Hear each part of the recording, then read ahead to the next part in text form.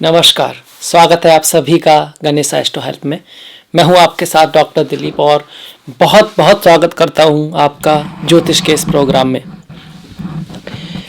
आज हम बात करेंगे मेष राशि के लिए, मेष लग्न के लिए जो फरवरी का महीना है वो क्या लेकर आएगा, जो ग्रह के जो परिवर्तन आ रहे हैं उससे आपके उसका क्या असर पड़ेगा आपके जीवन के विभिन्न क्षेत्रों पर, जैसे कि आपका जॉब है, पढ़ाई लिखाई है, कैरियर है, बिजनेस है, आपका व्यापार है, इसी के साथ साथ मैरिज लाइफ है, पारिवारिक जीवन है, हेल्थ है, आपकी आर्थिक स्थिति है, स्पिरिचुअलिटी है, अध्यात्म है, अब्रॉड जाना है, सभी जो जीवन के पार्ट हैं उन सभी को हम देखने वाले हैं। सारे ग्रह, उनकी दृष्टियाँ, उनके प्रभाव और हम क्या कर सकते हैं, कोई रेमेडी, कुछ बातें ध्यान में रखने वाली हैं, उसके ऊपर भी हम बात करेंगे। तो सबसे पहले आ जाते हैं ग्रहों की स्थिति पर। तो मेष वालों के लिए आप देख सकते हैं कि यहाँ पर पहला भाव खाली है और द्वितीय भाव में आपका राहु गोचर कर रहे हैं वृषभ राशि में। तीसरा, चौथा, पांचवा, छठा, सातवां खाली है। अष्टम भाव में वृश्चिक राशि में, कालपुरुष की 8वीं राशि में केतु गोचर कर रहे हैं और भाग्य के भाव में, नवम भाव में शुक्र और मंगल का योग बना हुआ है धनु राशि में, जो कालपुरुष की 9वीं राशि है। और मकर राशि में शनि और बुध आपके 10वें भाव में गोचर कर रहे हैं। एकादश भाव में गुरु और शनि की युति यहाँ पर दिखाई देती है। यहाँ पर सूर्य 14 को आएंगे, यहाँ पर 13 तारीख को शुभ कुंभ संक्रांति है और 12वां भाव भी खाली है। तो इस तरह से हमारा जो है ग्रहों का गोचर दिखाई देता है। अब इसके रिजल्ट पर आते हैं कि भाई कैसा रहेगा महीना, क्या रिजल्ट आएंगे। तो सबसे पहले हम ये बताएं कि महीना कार्य के क्षेत्र के हिसाब से अगर हम देखें, जॉब, कैरियर, ये सब, लग्न का स्वामी भाग्य में ही जा रहा है, तो भाग्य साथ देने वाला है। मंगल किसके साथ बैठा हुआ है? धन के और व्यापार के साथ बैठा वाला है। तो मतलब कि धन बढ़ने वाला है, व्यापार बढ़ने वाला है, कनेक्शन बढ़ने वाले हैं, फेम बढ़ने वाली है, नेम बढ़ने वाला है कहीं ना कहीं। और 10वें भाव में शनि यहाँ पर आपका शश नाम का महापुरुष योग बनाकर बैठे हैं, साथ में ये कर्म नाम का भी यार्ज योग है। तो शनि बहुत अच्छे योग में है। हालांकि मेहनत और हार्डवर्क आपको करते रहना पड़ेगा। शनि 10वें में है तो शनि का तो नेचर ही ऐसा है कि भाई राजयोग में भी होंगे तो शनि शनि देंगे, मेहनत करा कर देंगे। टाइम टेबल हो आपका, आप मेहनत कर रहे हो, आप प्रैक्टिकल हो, आप धर्म के पाथ पर हो, हार्ड वर्किंग हो, तब शनि देंगे। पर हाँ, शनि यहाँ आपको सपोर्ट में आए बैठे हैं कार्य के मामले में। बुध का भी 10वें भाव में गोचर यात्राएं तो लाएगा, ऑब्स्टिकल तो लाएगा, चैलेंजेस तो लाएगा, पर अगर आप हार नहीं मानेंगे तो विजय भी दिलाएगा। 10वें भाव में बुध का गोचर अच्छा माना जाता है। तो अब वो कार्य के क्षेत्र की बात करें तो मंगल का अच्छा गोचर है, शनि का अच्छा है, बुध का अच्छा है। सूर्य जो कि कार्य के कारक हैं, 10वें भाव के कारक हैं, लग्न के और 10वें के, वो भी एकादश में बैठे हैं। कब? 13 तारीख के बाद। और 13 तारीख से पहले सूर्य यहाँ पर है, 10वें में सूर्य है। 10वें में सूर्य का आना ये भी पद, प्रतिष्ठा, सम्मान, प्रमोशन आदि को दिखा रहा है। तो जॉब कार्य के मामले में तो बहुत अच्छा महीना दिखाई देता है। हालांकि 13 तारीख तक थोड़ा बहुत पिता के साथ या बॉस के साथ कुछ डिफरेंस ऑफ ओपिनियन रह सकता है, तो उनके साथ थोड़ा बना के रखें, थोड़ा डिप्लोमेटिक हो, उनके सहयोग को प्राप्त करें अपने से बड़ों को। तो फिर आपका प्रमोशन जो है 13 के बाद महीने के उत्तरार्ध में लगभग पक्का सा दिखता है यहाँ से, अगर जन्म कुंडली में भी अच्छी दशा महादशा चल रही हो तो। गुरु की स्थिति भी यहाँ पर धन को दिखा रही है, आपके लाभ को दिखा रही है। अब इन ग्रहों की थोड़ा दृष्टियां भी ले लें, क्योंकि कार्य के समझ में आ गया, कार्य के लिए बढ़िया है। अब दृष्टियों से और भी जीवन के जो क्षेत्र हैं उन पर दृष्टि पड़ेगी यहाँ पर। जैसे कि सबसे पहले 5वें भाव पर गुरु और सूर्य की दृष्टि, मतलब पढ़ाई लिखाई के लिए महीना बहुत अच्छा है, कंपटीशन के लिए महीना बहुत अच्छा है। जो लोग किसी आर्ट के, म्यूजिक के, परफॉर्मेंस के कार्य में, वो भी बहुत बढ़िया है, क्योंकि गुरु शनि का जो गुरु और सूर्य का संयोग है वो 5वें को देख रहा है। संतान प्राप्ति के लिए बहुत अच्छा महीना है, क्योंकि गुरु की दृष्टि पड़ रही है और सूर्य की, दोनों ही बहुत बढ़िया है। इसके साथ साथ गुरु की दृष्टि यहाँ से 1, 2, 3, 4, 5 तृतीय भाव पर पड़ेगी आपके। तो आपका जो रिलेशन है, आपका जो कनेक्शन है, वो आपके पड़ोसी से, छोटे भाई बहनों से, सीनियर से और आसपास आपका जो नेटवर्क है वो बढ़ने वाला, यात्राएं भी बढ़ने वाली है और उससे आपको लाभ होने वाला है। 5वां भाव प्रेम का भी होता है, तो जो लोग प्रेमी हैं या सिंगल है, मैं ये कहूँगा प्रेमी से भी ज़्यादा सिंगल हैं और किसी से सिर्फ अभी उनकी थोड़ा बहुत फ्रेंडशिप स्टार्ट हुई है, आपस में प्रेम की शुरुआत है, उनके लिए अच्छा मौसम है, अच्छा महीना है। और अब मैं ये भी कह सकता हूँ कि कुछ लोग, जो लोग आप कह सकते हो किसी को प्रपोज करना चाहते हैं या चाहती हैं, या उनको कोई प्रपोज कर सकता है, बहुत बढ़िया महीना बन रहा है मेष वालों के लिए। प्रेम के मामले में बहुत बढ़िया महीना है, पढ़ाई लिखाई के लिए भी अच्छा है, क्रिएटिविटी के लिए भी अच्छा है, मंत्र स्पिरिचुअलिटी अध्यात्म के लिए भी अच्छा महीना है, क्योंकि पंचम भाव नवम से नवम है, धर्म का भी धर्म है। इसलिए तो कहते हैं ना, प्रेम जो है वास्तव में धर्म का सार है। जब हम छोटे लेवल पर देखते हैं, या कहते हैं स्टार्टिंग में तो स्त्री पुरुष के बीच की बात आती है, पर यही प्रेम वास्तव में जब आपको हर जगह ईश्वर दिखाई देता है, तो हर व्यक्ति से, हर चीज़ से, हर प्रकृति से आपको प्रेम हो जाता है, सभी कुछ अपना लगता है। तो इसीलिए प्रेम को कहा गया कि प्रेम बहुत बड़ी चीज़ भी है। तो अध्यात्म के लिए भी बहुत अच्छा यहाँ पर गुरु कर रहे हैं।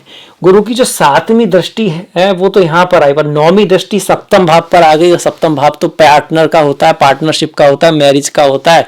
तो शादी विवाह के रिश्ते आएंगे। जो लोग अविवाहित हैं, जो चाहते हैं कि उनकी शादी हो जाए, तो बहुत ज़्यादा चांसेज हैं। व्यापार भी आपका बढ़ने वाला है, व्यापार का भी है, नेटवर्क का भी है, यात्राएं भी रहेंगी। सप्तम भाव यात्राओं का भी होता है, ट्रैवल भी सर गुरु महाराज यहाँ से बढ़ाने वाले हैं। इसको और अच्छा करने के लिए अपने गुरुओं की रेस्पेक्ट करें, इज्जत करें, माता पिता की रेस्पेक्ट करें। गुरुवार के दिन मंदिर में जाकर कोई साफ सफाई, कुछ हेल्प कर सकते हैं। गुरु के मंत्रों का ओम ग्राम ग्रीम ग्रोम सह गुरुवे नमः, इसका जाप कर सकते हैं। तो यहाँ से ये समझ में आ गया, कार्य के लिए बहुत बढ़िया, बिजनेस के लिए बहुत अच्छा, व्यापार के लिए बहुत बढ़िया है आपका, साथ में प्रेम के लिए, एजुकेशन के लिए, पढ़ाई लिखाई के लिए महीना हमारा बहुत अच्छा है। अब शनि को देख लें। शनि, ये तो गुरु से ये चीज़ें और थोड़ी सी बढ़ी हैं। शनि की बात करें तो शनि 12वें भाव पर दृष्टि डाल के खर्चे को थोड़ा कम करने की कोशिश करेंगे। राहु उधर से खर्चा बढ़ा रहे हैं आपका, राहु पे आएंगे हम। तो ऐसे में जिसका शनि की दशा, महादशा, अंतरदशा है, खर्चा तो थोड़ा कम रहेगा, वर्क, हार्ड वर्क भी रहेगा। मदर की सेहत का थोड़ा सा ख्याल रखना है, क्योंकि यहाँ पर शनि की दृष्टि है, बुध की दृष्टि है, और 13 तारीख तक सूर्य की दृष्टि भी रहेगी। तो मदर से कुछ डिफरेंस ऑफ ओपिनियन रह सकता है, माता से, उस चीज़ का थोड़ा सा ख्याल रखने की आवश्यकता यहाँ पर अवश्य है। शनि की 10वीं दृष्टि सप्तम भाव पर आएगी। सप्तम भाव पर दृष्टि आएगी, गुरु शनि की मिक्स दृष्टि आएगी, तो शादी विवाह खूब जबरदस्त होंगे, लोगों की जोड़ियां बनेंगी, साथ में पार्टनरशिप बिजनेस भी खूब फलेगा फूलेगा। ये महीना उसके लिए बहुत जबरदस्त है। शनि को और अच्छा करने के लिए आप क्या कर सकते हैं? आपके आसपास अगर कोई वृद्ध व्यक्ति है, या उसकी सहायता करें, जिस तरह से भी आप कर सकते हैं। बुढ़िया हैं या बुढ़े हैं, कोई भी है, वृद्धाश्रम है, अपने दादा दादी, नाना नानी हैं, उनके साथ उनका आशीर्वाद आपके पास बना रहे हैं, उनकी सेवा भी आप करें तो बहुत बढ़िया। इसके साथ साथ पीपल के पेड़ पर आप सरसों के तेल का दीपक जला सकते हैं। हनुमान जी की, माता काली की, या फिर भैरव जी की पूजा कर सकते हैं, बहुत बढ़िया रहेगी। भगवान श्री कृष्ण की पूजा भी शनि महाराज के लिए की जाती है। शनि के बाद बुध की बात कर लेते हैं। जब हम ग्रहों की बात करते हैं और साथ साथ में क्षेत्र की भी बात करते हैं, पूरा सब कुछ देख लेते हैं। तो बुध की बात करें तो बुध तृतीय भाव का, छठे भाव का स्वामी दशम में आ रहा है। कार्य के क्षेत्र में मेहनत करती रहना होगा, थोड़ा बहुत ऑब्स्टिकल आएगा, पर आप उसको गंभीरता से, शनि की चीज़ों से, गंभीरता से, प्रैक्टिकल से, हार्ड वर्क है, हार न मानने से अगर आप चलते रहेंगे अपने रास्ते पर, अपने गोल की तरफ, लक्ष्य पर एकटक, इधर उधर की फालतू की बातों में अपनी ऊर्जा नष्ट ना करते हुए, तो आपको अवश्य सफलता यहाँ पर मिलेगी। खास करके वाणी का आपको उपयोग डिप्लोमेटिक करना है, अच्छा करना है, फालतू का नहीं बोल देना है, फालतू का नहीं बोलना है, दूसरों से भी और अपनों से भी। कई बार हम दिमाग में बहुत कुछ बोलते रहते हैं, उसकी वजह से सारी एनर्जी इधर उधर वेस्ट रहती है और गोल पर आपकी दृष्टि जाती नहीं है। इसका बहुत बड़ा कारण प्रायोरिटीज होती हैं। जब आपकी लाइफ में कोई बहुत बड़ी चीज़ करने को हो, कोई एक अच्छा सा गोल हो जिसमें आपका पूरा मन मतलब लगा हुआ हो, तो आसपास की छोटी मोटी चीज़ें तो आपको दिखती भी नहीं है। और जब लक्ष्य में, जीवन में कोई खास गोल ना हो, तो व्यक्ति इसकी बुराई, इसकी कुछ कमी, उसकी कमी, और कुछ करना है ना लाइफ में, ह्यूमन है, तो फालतू की बातों में वो ध्यान जाता है। वही चीज़ें फिर में इम्पोर्टेंट हो जाती हैं बहुत। कभी कभी तो देखा ना, न्यूज़ इतना इम्पोर्टेंट हो जाता है, न्यूज़ के ऊपर लोग लड़ पड़ते हैं, उस पार्टी के ऊपर लड़ पड़ते हैं जिसको ढंग से जानते ही नहीं है बिल्कुल भी, क्योंकि वो अपनी लाइफ में कोई बहुत ज़्यादा इंपॉर्टेंट इशू नहीं है, या फिर अगर है भी तो मेंटली तो वही इशू इंपॉर्टेंट हो गया। तो उसी इशू को इंपॉर्टेंट बनाइए जो वास्तव में इंपॉर्टेंट है। तो आपको बुध जो है, बुद्धिमानी से काम लीजिए, लाइफ में बिल्कुल सफलता दिलाने वाले हैं। बुद्ध को और अच्छा करने के लिए किन्नर लोगों की सहायता करें, गणेश जी की पूजा करें, ओम गम गणपति नमः का जाप करें, श्री गणेश अथर्वशीर्ष का पाठ करें और गणेश जी के गुणों को अपने जीवन में लाएं।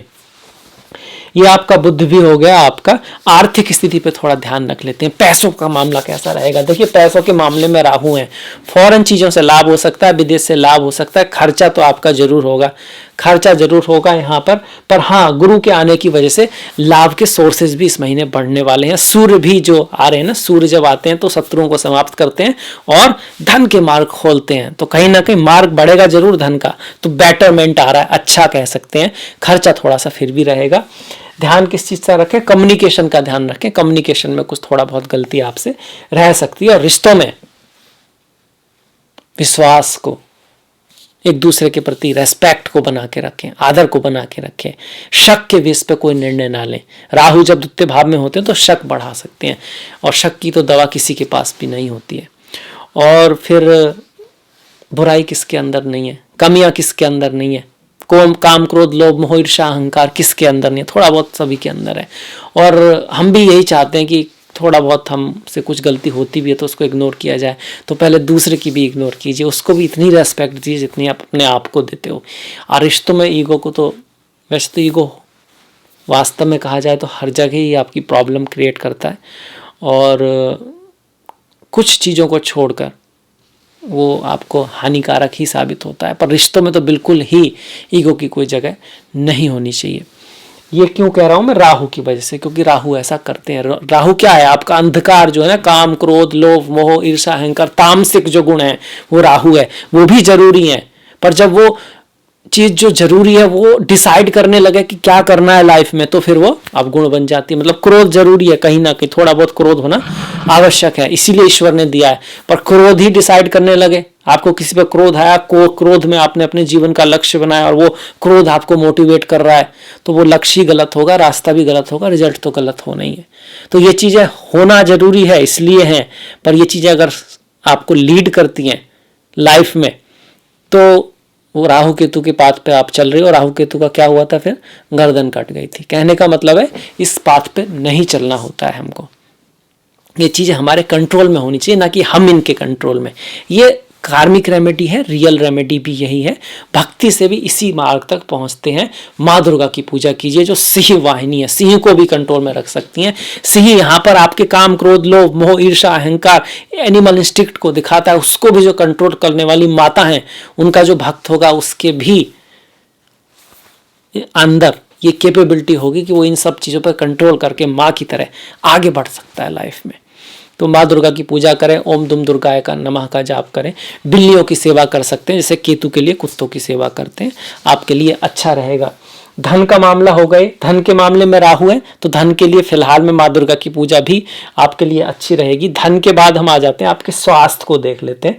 स्वास्थ्य के लिए हमको लग्नेश को देखना होता है। लग्नेश मंगल है, जो अपने से नवम भाग्य के मामले में ठीक है मामला, भाग्य आपका साथ देगा। पर किस ग्रह के साथ बैठे हैं? मंगल शुक्र के साथ बैठे हैं। शुक्र कौन है? द्वितीय और सप्तम के स्वामी है। द्वितीय और सप्तम भाव को क्या कहा गया है? मारक भाव कहा गया है। लग्नेश मारक भाव के, मारक ग्रह के साथ है, तो धन के मामले में अच्छा है, व्यवहार के मामले में अच्छा, नेटवर्किंग के, बिजनेस के, स्पाउस इन लॉस की उन्नति के मामले में अच्छा। जब बात आए हेल्थ पर, तो सप्तमेश और लग्नेश का साथ में बैठना थोड़ा सा ध्यान रखने वाला होता है। ऐसे में गाय की सेवा कीजिए, शुक्र गाय से जुड़े, स्त्रियों के प्रति रेस्पेक्ट रखिए। शुक्रवार के दिन मंदिर में जाकर, माता का मंदिर हो तो बहुत अच्छा है, परफ्यूम या फ्रेगनेंस का दान कीजिए, फ्लावर माता को चढ़ाइए। आपके ये हमारी रेमेडी ज्योतिषी होगी। बाकी खाने पीने का ध्यान रखिए, योगा प्राणायाम कीजिए, मेडिटेशन ध्यान कीजिए, खाने को एक बैलेंस में रखिए। बहुत ज़्यादा खाना भी बुरा है, चाहे कितनी भी सात्विक, कितना भी अच्छा आहार हो, अगर आप एक लिमिट से ज़्यादा खाएंगे तो दिक्कत देगा।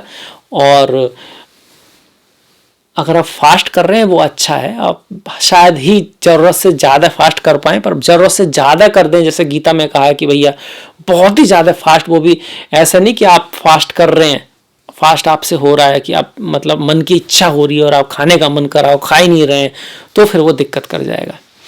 तो इस बात का ध्यान रखें। तो सेहत के मामले में महीना जो है थोड़ा सा हमारा ध्यान रखने वाला है। शुक्र की और बातें देखते हैं। शुक्र और भी चीजें दिखाएगा ना। द्वितीय का स्वामी सब जैसे धन में आया है तो क्या होगा, धन लाभ किससे हो सकता है, फादर आपके लिए लकी हो सकते हैं, फीमेल्स आपके लिए लकी हो सकती है, माता बहन आपके लिए लकी हो सकती हैं। 7th लॉर्ड 9 स्पाउस की यात्रा हो सकती है। पति पत्नी जीवन साथी के जीवन में कुछ भाग्य, उनके भाग्य को बढ़ाने वाली अपॉर्चुनिटी आ सकती है। आपकी मुलाकात आपके स्पाउस से किसी यूनिवर्सिटी, किसी धार्मिक स्थान, किसी लॉकफुल स्थान पे हो सकती है, नवम भाव में हो सकती है, भाग्य के भाव, यात्रा के दौरान हो सकती है। ये इसको दिखा रहा। आप भी हायर एजुकेशन के लिए पढ़ने लिखने बाहर जा सकते हैं। 9th भाव में लग्नेश भी गए, सप्तमेश भी गए। आपका व्यापार फॉरेन चीजों से, विदेशों से, बाहर से, दूसरे स्टेट से हो सकता है। आपके गुरु की सलाह, आपके पिता की सलाह आपके लिए काफी भाग्यशाली साबित होगी। ये आ गया हमारा शुक्र की दूसरी बातें आ गई। इसके बाद देखिए, गुरु को देखा, शनि को देखा, बुध को देखा, मंगल को देखा, शुक्र को देखा, सूर्य को देख ले। पंचम का स्वामी एकादश में आ रहा है। स्टॉक मार्केट में लाभ होगा। पुत्र रत्न की प्राप्ति के लिए थोड़ा सा ज्यादा बढ़ा देता है। गुरु की दृष्टि जो है सिर्फ संतान को दिखा रही है, सूर्य की थोड़ा सा पुत्र किसी को चाहत है तो, अदरवाइज पुत्र पुत्री सब एक ही हैं। पुत्र के लिए थोड़ा सा दिखा रहा है सूर्य की वजह से। और स्टॉक मार्केट में आपको लाभ को दिखा रहा है, आपके शत्रु परास्त होंगे, इस सब को दिखा रहा है। राहु केतु, राहु खर्चा कराएंगे, विदेश से लाभ कराएंगे। केतु अष्टम भाव में आपको स्पिरिचुअलिटी, अध्यात्म, टैरो, इस तरह की चीजें, इंश्योरेंस, इन सब से लाभ करा सकते हैं। डिटेक्टिव, माया, म्यूजिक, आपका म्यूजिक नहीं, माफ कीजिएगा, मैजिक, इस तरह का काम, कंप्यूटर, लैंग्वेजेस, सॉफ्टवेयर, इस तरह के काम में केतु अच्छे होते हैं। केतु का अपनी राशि में है तो। और गणेश जी की पूजा करना, श्री मत्स्य अवतार के दर्शन करना, जैसे राहु के लिए बराह अवतार है, केतु के लिए मत्स्य अवतार है। मछलियों को दाना डालना, मतलब कि आटे आदि की गोली या ब्रेड आदि खिलाना, कुत्तों को रोटी वगैरह डालना, इससे केतु आपके अच्छे रहते हैं। केतु यहाँ पर आपका मैरिज लाइफ में हल्की सी दिक्कत कर सकते हैं और इन लॉज के साथ आपकी थोड़ी अनबन रह सकती है। रेमेडीज जो बताई है वो आप करेंगे, खास करके अगर केतु की दशा महादशा है तो। केतु मैरिज लाइफ के मामले में राहु केतु दोनों ही थोड़े से नेगेटिव हैं, पर बाकी सारी चीज़ें काफ़ी पॉजिटिव चल रही हैं। इस बार शुक्र अच्छा है, गुरु की दृष्टि पड़ रही है, तो इतना ज़्यादा असर नहीं होगा। सिर्फ उन्हीं पर ज़्यादा होगा जिनकी राहु केतु की दशा अंतरदशा है और कुंडली में भी इस तरह का योग है, भाई डाइवोर्स का योग है, लड़ाई झगड़े का योग है, तब फिर केतु का असर थोड़ा बढ़ जाएगा। तो वो देखने वाली बात रहेगी, वो जन्म कुंडली से ही कह पाएंगे। तो ये रहा हमारे सारे ग्रहों की स्थिति हो गई। अब थोड़ा सा इस महीने के त्योहार देख लेते हैं। त्योहार 1 तारीख को अमावस्या है, बहुत इंपॉर्टेंट है। पितरों के लिए दान, गीता के 7वें अध्याय का पाठ, घर की साफ सफाई। अब साफ सफाई जब भी मैं कहता हूं घर की, तो मान लीजिए मन की भी साफ सफाई होनी चाहिए। शुद्ध विचारों को देखना, ध्यान करना, मेडिटेशन करना, दान करना। इसके साथ साथ अपने पूर्वज, ओम पितृदेवाय नमः। आपके पूर्वज, आपकी संतान कुछ अलग नहीं है। ऐसा लगता है कि अलग है, वास्तव में नहीं है। 159 आपके जो पूर्वज हैं उनका कर्म कहीं ना कहीं आपके साथ है, आपका कर्म आपके पुत्र पुत्रियों के साथ जाएगा। वैसे भी उनकी तो पहली जो सेल है, जो पहली कोशिका है, वो भी आप ही से आई है। संतान हो या आपकी पुत्र हो या पुत्री हो, ठीक आप अपने पूर्वजों से आए हैं। तो कहीं ना कहीं अवतार कह सकते हो आप लोग कहीं ना कहीं जुड़े हुए हो। इसलिए अपने पितरों का सम्मान करना, अपने माता पिता का सम्मान करना, उनके लिए रेस्पेक्ट पे करना, वास्तव में खुद की रेस्पेक्ट करने जैसा ही है। और ये रहा अमावस्या का। इसके बाद 5 तारीख की बसंत पंचमी है, माँ सरस्वती की पूजा है, जो कि ज्ञान की, विज्ञान की, म्यूजिक की, सुर की, ताल की देवी हैं।